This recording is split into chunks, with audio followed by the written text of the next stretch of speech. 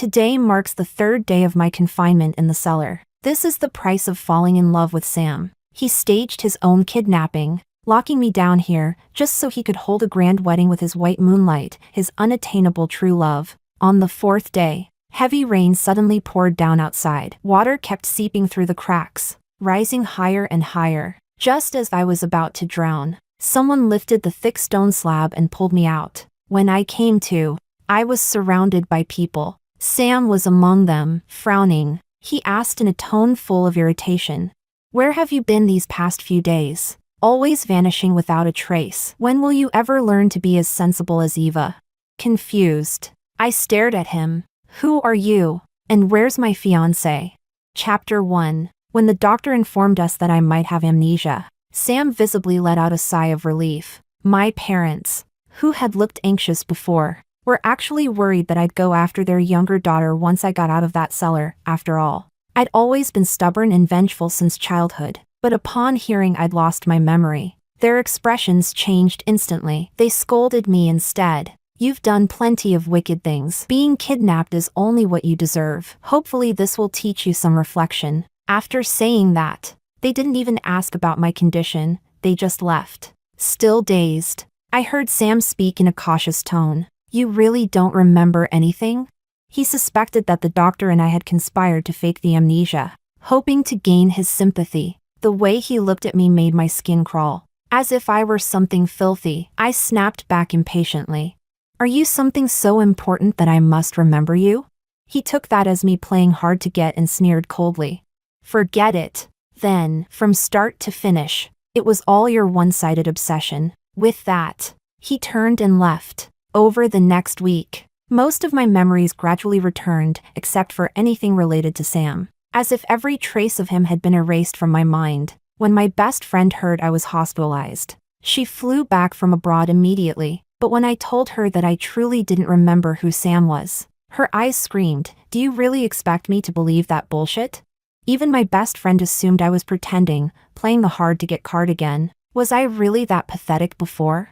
Clinging desperately to a man who only looked at me with disgust?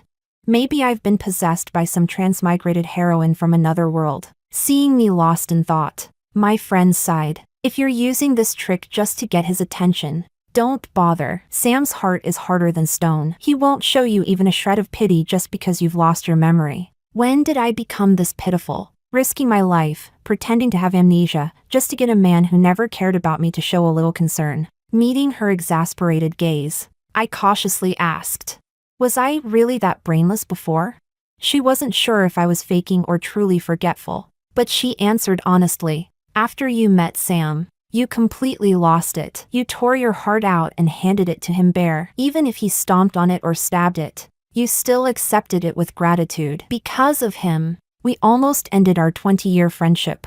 Her eyes reddened halfway through. Gripping my hand, she pleaded softly, "Please, stop loving him. He has no heart. No matter what you do, he'll never love you." A sharp pain split through my head, as if a switch had been flipped. Tears spilled down uncontrollably. Startled, she called the doctor in a panic. After a full checkup, the doctor said it was a complication caused by oxygen deprivation, nothing serious. But I needed rest. Hearing that, my friend finally believed I truly had amnesia. She said nothing, only looked at me with worry in her eyes. She was afraid that when my memory returned and I saw Sam marrying my sister in that grand wedding, I might not be able to handle it and hurt myself. After a long silence, she said earnestly, "Promise me, no matter what happens in the future, don't harm yourself." I nodded. "Okay." Soon, the day of my discharge came. Sam sent a driver to pick me up, but I didn't get in the car. Instead, I hailed a taxi and went somewhere else. Chapter 2. Following the fragments of memory that had returned, I arrived at a villa on the outskirts of the city. To my shock, the place had long been burned to ruins. The interior was pitch black. The doors and windows were destroyed. It looked as though it had been abandoned for years. I stood at the entrance for a long time, unable to move. "Are you here looking for someone?" The family who lived here moved away many years ago. A property manager approached and reminded me kindly. "That's impossible," I blurted out. "My fiancé, no. My boyfriend, he lived here." He never told me he was moving. In my memory, there was a boy named Diego. We had grown up together, two broken souls who found warmth in each other. He was an illegitimate child, and I was the invisible daughter no one cared for. We saved each other from the darkness and became the most important person in each other's lives. There was no way he would have left without saying goodbye. The manager seemed to recall the terrible fire from that night. With a sigh, he said, "The owner of this villa was burned alive. He had already escaped, but when he heard that his girlfriend was still trapped inside, he ran back into the flames and never came out again." I shook my head desperately. "No, that's impossible. I was kidnapped recently. He's the one who saved me." I remembered being trapped in the cellar, water rising around me, suffocating in the dark. Just when I thought I was going to die, Diego had lifted the stone slab and pulled me out. The manager's eyes grew darker. His voice turned chilling. "Miss, have you forgotten? The young master died saving you. Later, you discovered who set the fire. To avenge him, you approached Sam, but over time, you betrayed the young master and fell in love with his enemy." As he finished speaking, the manager took off his wig and fake beard, revealing his real face. But I didn't recognize him at all. Seeing my confusion, his gaze softened with understanding. "I've read your medical records," he said coldly. "After inhaling all that smoke back then, your brain suffered damage. Over time, it causes bouts of temporary amnesia. But the young master loved you so much, you shouldn't have forgotten him. And you should never have fallen in love with the man who killed him." So that was it. This man was Diego's butler.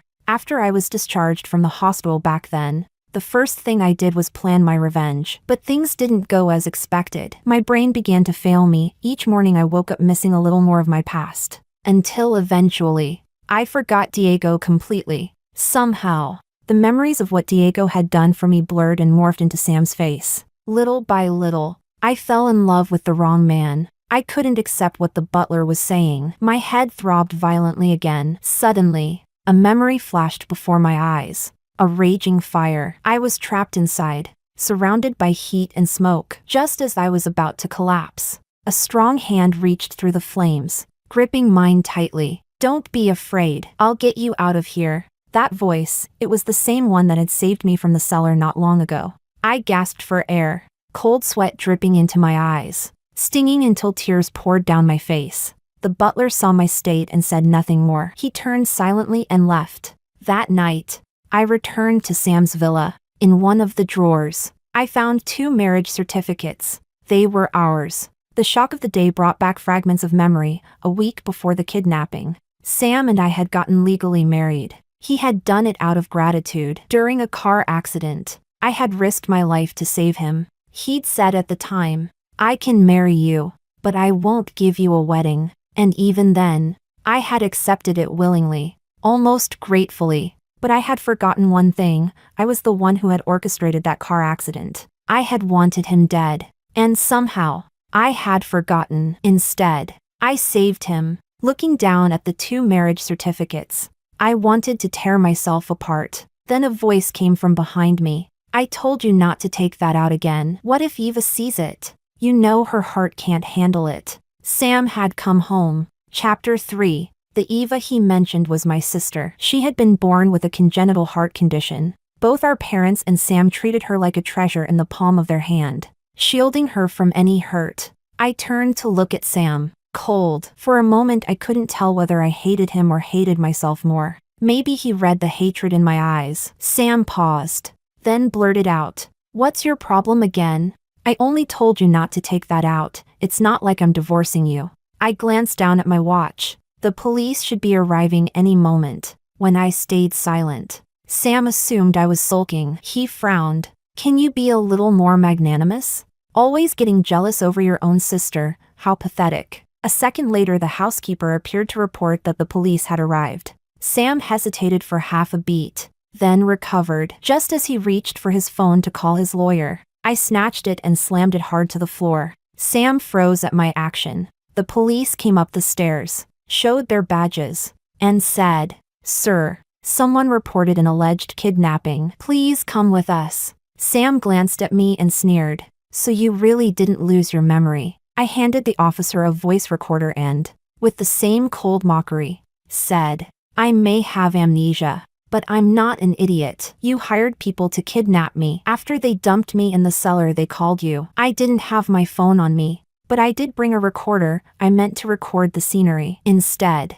it captured evidence of your crime. Sam was taken away by the police, but it didn't threaten him much. With his powerful legal team, my little piece of evidence was quickly dismantled, and, of course, they found a scapegoat. In less than a day, Sam was released. I had bribed several paparazzi. On the day he was freed, Eva personally went out to pick him up, and the paparazzi swarmed her. MS. Eva, is it true you stole your sister's husband? Did you and Sam hold a lavish wedding on an island? Did you register it? Sam kidnapped his wife and tried to kill her to make room for you. Are you moved by that? MS. Eva, seducing your brother-in-law, true love, or just for the thrill? Eva had thought that greeting Sam as his wife would be fine. She hadn't expected to be ambushed with humiliating questions, her face twisted with anger. Sam emerged flanked by lawyers and bodyguards. Seeing Eva surrounded, he gave an order and the guards forced the paparazzi back. That was when I stepped into view, clutching the marriage certificate, and let out a plaintive sob. Sam, how can your heart be so cruel? I am your lawful wife and you sent people to kidnap me and try to kill me. You scum, why would you do this to me? I cried in the most pitiful, spotlight-ready way possible. The cameras captured my tear-streaked face and the marriage certificate in sharp focus. That contrast would win public sympathy. This was my plan to destroy Sam's reputation. A microphone was shoved in front of me. When did your sister get involved with Sam? Is your marriage certificate real? The paparazzi shouted. I kept crying and didn't answer. I held the certificate up again under the lenses. Sam grew furious. With a single look he signaled the bodyguards. One of them moved to grab me. I lurched away in a terrified act, shouting, "Help, Sam's trying to silence me. He wants to kill me." Chapter 4. Sam couldn't afford the humiliation. He left with Eva. The remaining bodyguards quickly drove the paparazzi away when they tried to keep interviewing me. As soon as the crowd dispersed, I stopped crying. Calmly, I wiped the tears from my face, my expression returning to complete composure, as if nothing had happened at all. My best friend, having heard the news, rushed over. At first, she thought I was the victim and even brought 5 or 6 bodyguards with her, only to witness a scene she never expected. Just as she was about to leave quietly, she noticed a man wearing a baseball cap hidden among the crowd. He was acting suspiciously, reaching into his pocket to pull out a folding knife. Seeing him charge toward me, my friend screamed, "Run! He's going to kill you!" Before her words even faded, the man lunged. I didn't have time to dodge. The blade slashed deep across my arm, and blood gushed out instantly. My friend's men rushed forward, subduing the attacker within seconds. The police station was right nearby. For someone to try killing me in front of it, it was obvious whoever sent him truly wanted me dead. I pressed on my wound, but the bleeding wouldn't stop. My friend looked from the police station to the man, then gestured for her bodyguards to throw him into a van. "Take him away." Then she rushed me to the hospital. The doctor stitched me up, more than 30 stitches. He said the cut was deep and could easily become infected, so I should stay overnight for observation. After making a few calls, my friend returned and asked, "Do you know who sent him?" The anesthesia was wearing off, and pain shot through my arm. I grimaced and replied casually, "Eva." My friend nodded grimly. "Your sister's vicious. The guy she hired not only has a criminal record but also a history of mental illness. Even if he killed you, the law couldn't punish him properly. That girl with a heart condition should be doing good deeds to accumulate some virtue. Isn't she afraid of retribution? A person who's had everything handed to her since birth could never understand the meaning of karma. In her eyes, the whole world owed her something." When I didn't respond, my friend sighed. "Get some rest. I've got things to handle. I'll come back this evening." She had barely left when my parents arrived. They weren't there to check on me, they came to stand up for Eva. "Why did you bribe the paparazzi to humiliate your sister with those questions? What has she ever done to you? Sam doesn't love you. It's only a matter of time before you get divorced. Why can't you let him go gracefully? If he loves Eva so much," I said coldly, "then why hasn't he married her? If Sam died right now, I'd be the one inheriting his assets, not Eva." Instead of lecturing me, "You should convince him to divorce me first." Looking at their faces, I realized just how stupid I used to be, how I tried to earn their affection by playing the obedient daughter, by being filially foolish. They never liked me. The reason was simple: my grandmother left everything to me: company shares, funds, savings. She left nothing to my parents or Eva. My grandmother had never approved of my parents' marriage, but she adored me. To please her, my parents often used me to curry favor, but it never worked. Her affection for me was genuine, and it belonged to me alone. That drove them mad, especially after discovering they had inherited nothing. All these years, they enjoyed everything I provided while despising me at the same time. From now on, they would get nothing more from me. Chapter 5. Seeing my sudden change in attitude. Mom didn't confront me directly. Instead, she turned to Dad and snapped, "Look at the daughter you raised. Say one thing to her and she shoots back 100. People always say children are a parent's debt. We shouldn't have had her in the first place." I answered back coolly, "If you hadn't been pregnant with me, you wouldn't even have been allowed through this family's front door." Grandmother's dislike of Mom had a lot to do with Mom's low education and poor family background. If Mom hadn't been pregnant, especially if it hadn't been a boy, Grandmother never would have allowed her in. On the day I was born, Mom had tried to pull a switch, the old trick of secretly swapping babies, but Grandmother brought several doctors with her to test DNA on the spot. The first time Grandmother saw me, she was disappointed. I wasn't a boy. As she prepared to turn away, I smiled at her and grabbed her finger, refusing to let go. Maybe it was blood. Maybe it was pity. Or maybe she softened. Grandmother accepted me. What she couldn't accept was that Mom had allegedly used tricks to get in. Mom was furious when I said that. She screamed at me, "Now that you're bold, you look down on me, don't you? If you keep looking down on me, I'm still your mother. If you're so capable, go die and give your life back to me." I looked her straight in the eye and said, word by word, "I already gave my life to you long ago." On the second day I was locked in that cellar, half conscious. I heard voices outside. They assumed I was unconscious and that I couldn't hear them. They debated whether to pump poison into the cellar to kill me, or to leave me to die slowly. They were my parents. Sam had kidnapped me and put me in the cellar. He hadn't intended to kill me, only to keep me there for a few days. But Eva found out and deliberately told our parents. The three of them had wanted my fortune for a long time. Now they saw their chance. They ran a tailpipe into the cellar. If they hadn't been afraid of being found out and had stayed longer, I would have been dead. They tried to kill me. It's a pity I didn't record that conversation,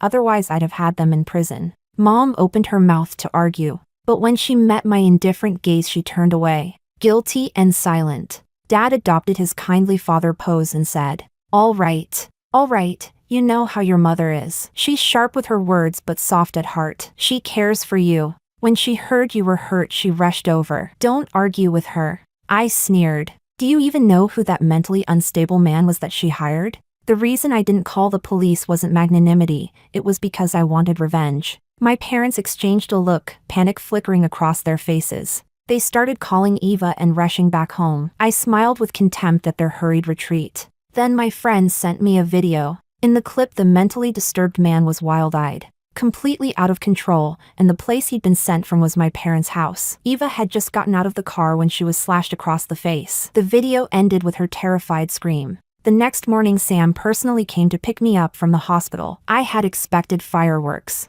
but we were both eerily calm, still as a stagnant pond. Back at his villa he asked slowly, "Was that unstable man sent by you?"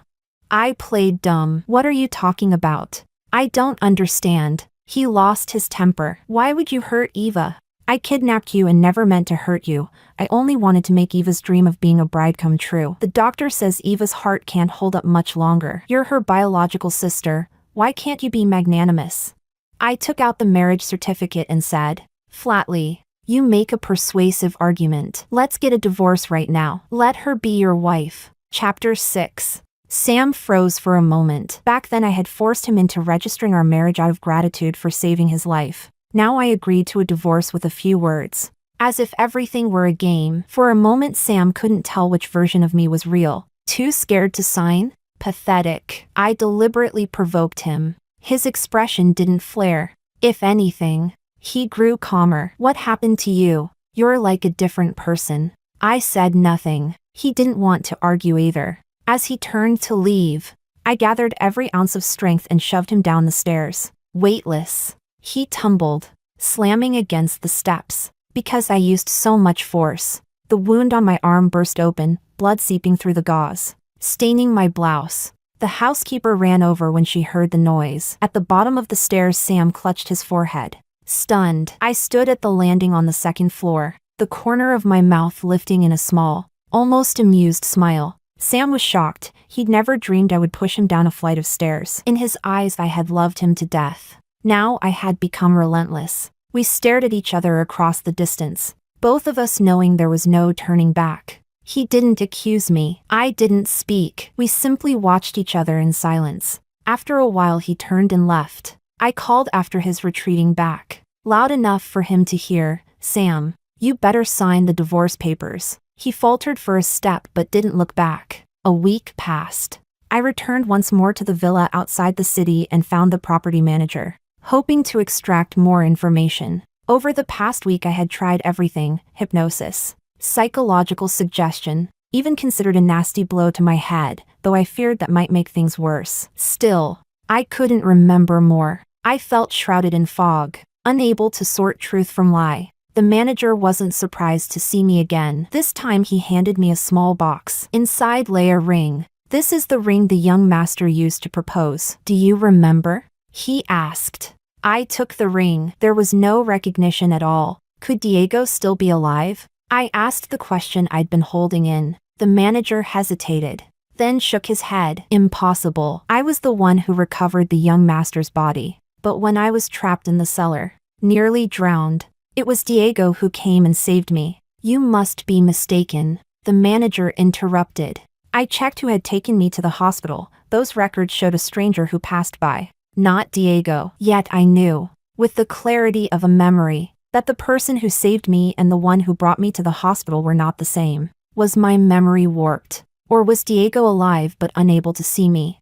Seeing my blank, searching face, the manager told me plainly, "Sam hired someone to set the house on fire and kill the young master. What you are doing now is avenging him." Why would he do that? I asked. Because the Sam family wanted to swallow up Diego's family. The other sons in Diego's clan were weak, no threat to Sam's house, but the young master was different, a business genius who would one day be recognized by his family. Sam acted first and removed him. I fell silent, the manager's words ringing in my ears. Something still felt off, but I couldn't pinpoint it. Before I left, the manager pressed a small packet into my hand. It's colorless, tasteless, and highly toxic. If you truly love the young master, you'll know what to do with it. I hesitated, then took it. Chapter 7. In the days that followed, I devoted myself fully to the doctor's treatment. During this time of confusion, when I couldn't distinguish truth from illusion, I didn't want to do anything I might regret for the rest of my life.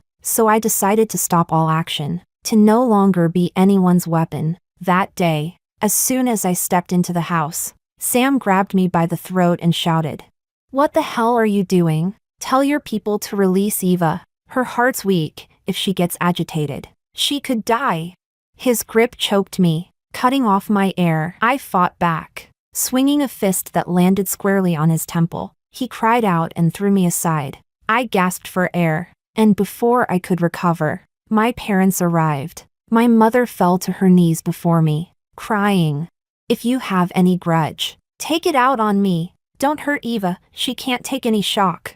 My father glared at me with pure hatred. "You monster, you've already ruined Eva's face. And now you want her dead? Your heart's more poisonous than a viper's." Even if I didn't know the details, it wasn't hard to guess Eva was in trouble, and they were certain I was behind it. Once I caught my breath, I took out my phone and called the police. Mom lunged for it. "The kidnappers said not to call the cops, or they'll kill her." "So you know it wasn't me," I said coldly. "Then why are you here harassing me?"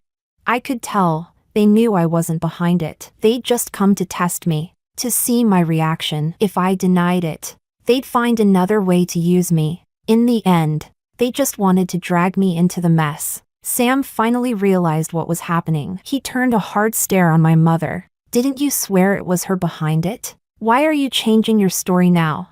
Mom froze under his glare, stammering, She's always been vicious and jealous of Eva, even if she didn't do it. She deserves a lesson. Sam's face darkened instantly. A man of his status, being manipulated by such a woman, it enraged him. But finding Eva was the priority. Revenge could wait. Seeing there was nothing useful to gain from me, the three of them hurried out. I touched my neck. The bruises were still there, throbbing faintly with pain. At that moment, I made a decision. While I was in the lab, testing on white mice, my best friend called. "Did you hear? Your precious sister's been kidnapped." Her tone was almost amused, without a trace of pity. I was surprised the news had spread at all. Knowing Sam, he would have suppressed it completely. "Where did you hear that?" I asked. "The psycho's family posted the abuse video online after your parents refused to pay. The clip's been taken down now, though." The psycho she meant was the same man Eva had hired to kill me, who, after failing, had his madness triggered and ended up slashing her face instead. After injuring Eva, he'd been sent to a mental hospital. Later, his parents found proof on his phone that he and Eva had been in contact. They blackmailed her for money. She paid once, but that only fed their greed. They kidnapped Eva, demanding 10 million yuan in ransom. My parents had no money, but Sam's family did. The problem was, instead of paying, my parents and Sam came to pick a fight with me, wasting precious time. The kidnappers thought they refused to pay and uploaded the abuse video online. My friend kept rambling on the phone while I sprinkled the last bit of powder into the cage. Moments later, the mouse convulsed, foaming at the mouth, and died. "Poetic justice," my friend remarked. "She tried to sick a mad dog on you, and in the end, she's the one who got bitten." Karma. I smiled faintly, saying nothing. The next day, Eva was rescued. She was barely recognizable, her body and spirit both shattered. Sam came to me, unusually subdued. "I was wrong. I shouldn't have believed them or threatened you." I handed him a cup of tea. "No need to apologize. Just sign the divorce papers. Think of it as compensation." He looked down at the tea, calm and unblinking. "Did you remember something?" I nodded. "Yes, I remembered. The man I love isn't you. It's Diego. His death had nothing to do with me," he said. I smiled softly. "I know. The manager had lied to me, claiming Sam ordered the fire to eliminate Diego as a rival. But according to my own investigation, Diego's family would never have handed him power. He wasn't a threat to anyone. Sam had no reason to risk exposure to kill a non-existent rival. So I concluded Diego was still alive. He had used us all to disappear, to escape a life where he was already marked for death. His own family wanted him gone. That fire, he likely started it himself. He just hadn't expected his loyal servant to keep fighting for revenge. Even after his supposed death, Sam drank the tea in one gulp and signed the divorce papers. Even though our marriage had been brief, he still gave me a large portion of his assets. I didn't want them. What grandmother left me was more than enough for a lifetime. Half a year later, in a small town far from the city, I found Diego alive, married, and with a child. So he hadn't died after all. He was the one who had pulled me out of the cellar that night. When I saw him, 1,000 emotions twisted inside me: shock, disbelief, something that felt like relief, and something darker beneath it. It was as if he had been expecting me. His first words were an apology. "I'm sorry," he said softly. "Did I ruin your life again?" And then the truth came out. After faking his death, he had hired someone to hypnotize me, to erase every memory of him. Later, when he saw that I had feelings for Sam, he manipulated my mind again, replacing all our memories together with memories of Sam, making me believe I loved another man. In other words, every piece of suffering in my life had started with him. I asked, "Why did you do that to me?" He answered quietly, "I just wanted you to be happy." That kind of happiness was disgusting. To love someone without knowing why. To have those feelings fabricated and planted, it was revolting. I didn't respond. At the end, we sat together, sharing a cup of tea instead of wine, raising our cups to wish each other a better future. Only, I had slipped something into his tea. He would not have a beautiful future. The poison wouldn't kill him, but it would make him suffer for years. That was his retribution. After that, I packed my bags and left the town behind. I never returned. My life finally, was beginning.